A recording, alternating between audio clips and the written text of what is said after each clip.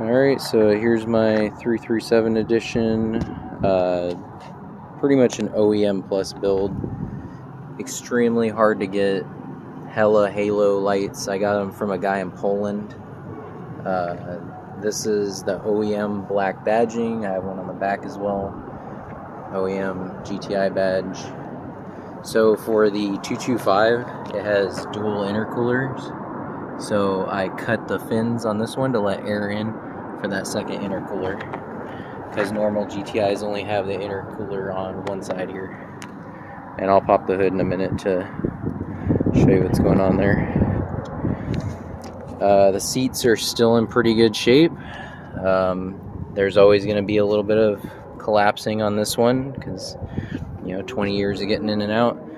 OEM 337 carpets. The font is different on the other GTi ones, so those are the ones that came with the car. This car has the sport dials. Normal 337s had just the regular black dials, so somebody upgraded it before I got it.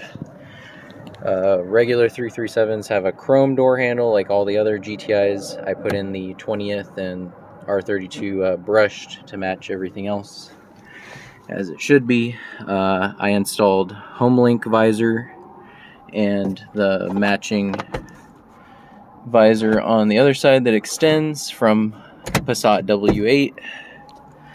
It actually has a working glove box with user manual. Probably won't have a bunch of this other stuff.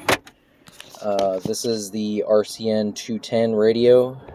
This is basically the OEM Plus upgrade. It's a factory Volkswagen radio that was in, I think, the Canadian and Chinese cars.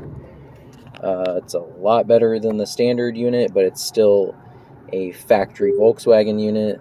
It has Bluetooth, all kinds of stuff you can mess around with. The shift boot here was not the factory unit. Somebody took it out.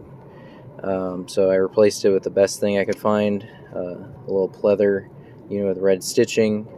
It's close enough, it's not perfect.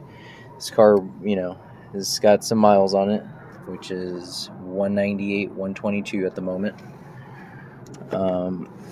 What else we got going on here? I'm gonna put the headrests in the back. They're just a little inconvenient for folding the seats down and stuff. Volkswagen first aid kit, of course. The body kit that the 337s come with. These are genuine BBS forged. They're CH002 wheels, and the red caps to go with them. OEM roof rack, also from a guy in Poland. I have the keys for those, and then the hella magic colors in just the standard looking red and clear. Got those from a guy in Romania. This is a full 42 draft designs, turbo back. It does have a high flow cat. That's the 4-inch tip to match what the 337 originally came with. It's a MagnaFlow muffler. That was almost a $1,600 exhaust. And let's pop the hood. Let's start it up. Get into the heart of the issue. Also put in the aluminum door pins. Those are from a bunch of the other anniversaries like Beetle Turbo S and stuff. Lay flat vents from a Jetta. They are illuminated. They're just not hooked up right now. The plug-in is in there. It just needs to be wired into the fuse panel. So it actually has a beautifully made wire harness that was installed in the dash. I just don't have it hooked up because it was ghetto when I found it. So I had somebody that makes a really good wire harness to make that for me, and then I just haven't gotten around to plugging it in. I have a W8 overhead console that's not installed either. That's going to come with the car.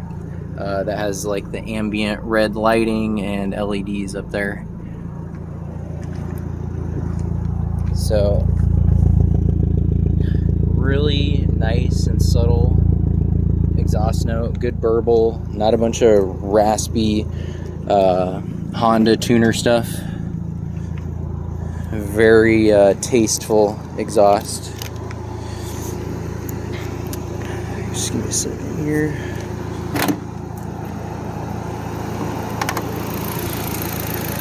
So this is the TT225 motor. It has 40,000 miles on it.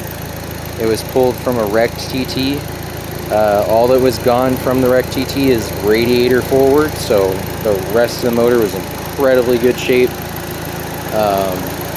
So you can see the intercooler piping is a little different than what you're used to in a regular GTi. So it's routed around this way instead of around the back, and then it goes to this first intercooler like normal, but then it goes to a Sayat Leon Cupra R cross pipe, and then it goes into the other intercooler, and then it comes up right here around behind below the headlight, and then up, and this is where the TT225 set up.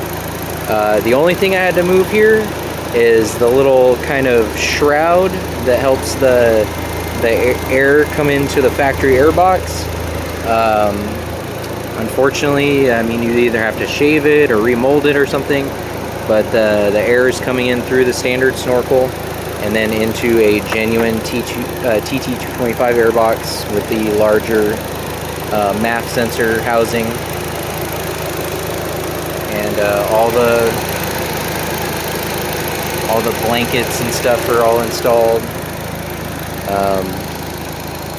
Yeah, and then just a little beauty covers and stuff. This is the Skoda washer fluid, Porsche or updated Volkswagen coolant cap.